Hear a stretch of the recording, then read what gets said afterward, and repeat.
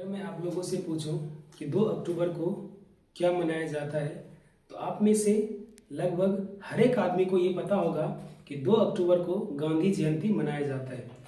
अगर मैं आपसे पूछूं कि 15 अगस्त को क्या मनाया जाता है, तो सब एक स्वर में बोलिएगा कि 15 अगस्त को ही हमारा देश आज़ाद हुआ था।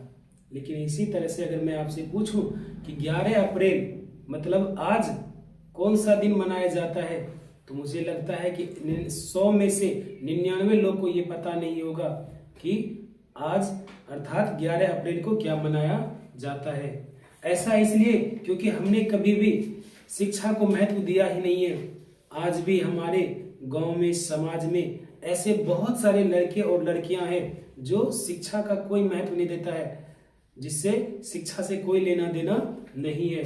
तो आइए आज हम इसी पे चर्चा करते हैं। आज 11 अप्रैल 1827 ईस्वी को महाराष्ट्र के पुणे में एक जगह है जहां पे ज्योतिबा फुले का जन्म हुआ था। उनका कहना था कि अज्ञानता मनुष्य का सबसे बड़ा शत्रु है, इसलिए ज्ञान से अज्ञानता को खत्म करो। ज्योतिबा फुले वह पहला व्यक्ति था जिन्होंने इस देश में छुआछूत, गरीब, दलित, SC ST के खिलाफ जो हो रहे अन्याय थे उसके खिलाफ उन्होंने आवाज उठाई और उनकी पत्नी सावित्रीबाई फुले के साथ मिलकर इस देश का पहला स्कूल खोला लड़कियों के लिए।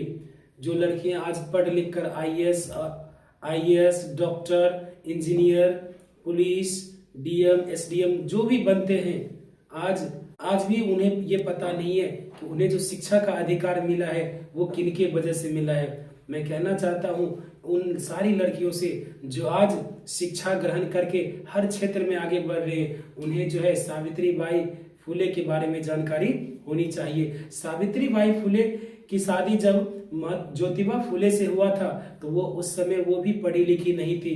ज्योतिबा फुले ने सबसे पहले अपने घर पर ही अपनी पत्नी सावित्रीबाई फुले को पढ़ा लिखा कर उस लायक बनाया। तब जाकर उसे ने ज्योतिबा फुले और सावित्री फुले इन दोनों ने मिलकर एक महिला का स्कूल, भारत का पहला स्कूल खोला जहां पे लड़कियों को शिक्षा दिया जाना था। हमारे देश का सिस्टम इस प्रकार से ब्राह्मणवादी था कि वो जो गरीब तबके का, जो छोटे जात वाले जो लोग थे, SC ST और खास करके लड़कियां, इन लोगों को पढ़ाना है तो पाप ही माना जाता था। इसलिए पहली बार ज्योतिबा फुले और सावित्री फुले ने दोनों ने मिलकर जो है एक स्कूल का उद्घाटन किया, एक स्कूल खोला जहां पर लड़कियों को फ्री ऑफ कॉस्ट मुफ्त में शिक्षा दिया जाता था। इस स्कूल के खिलाफ जब वो स्कूल सावित्रीबाई स्कूल पढ़ाने जाते थे तो समाज के जो रूढ़िवादी विचार के व्यक्ति थे, जो नहीं चाहते थे कि लड़कियां पढ़े लिखे, वो लोग इसके ऊपर कीचड़ फेंकते थे, ईंट फेंकते थे, गोबर फेंकते थे ताकि ये पढ़ा नहीं सके। लेकिन फिर भी सावित्रीबाई फुले ने हार नहीं मानी, वो लड़कियों को पढ़ाती रही। और वो जब भी स्कूल जाती थी, चूंकि उसे पता होता था कि जब मैं रास्ते से जाऊंगा तो लोग मेरे ऊपर कीचड़ फेंकेंगे, गोबर फेंकेंगे, ईंट फेंकेंगे, मेरी साड़ी खराब होगा, तो वो एक्स्ट्रा एक और साड़ी जो है अपने बैग में लेकर जाया करती थी ताकि स्कूल पहुंचकर वो उस साड़ी को बदलकर बच्चों को पढ़ा सके।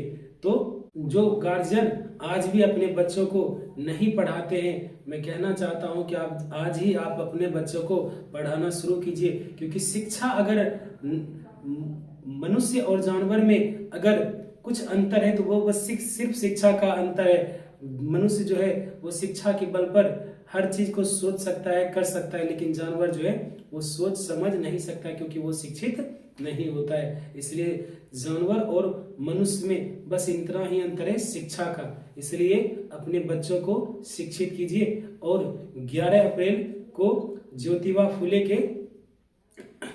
फुले का जयंती है तो उसे जो है हमें आज जयंती के रूप में उसे मनाना चाहिए। और सब जो है जय भीम, जय ज्योतिबा फुले का जो है कमेंट सेक्शन में लिखे।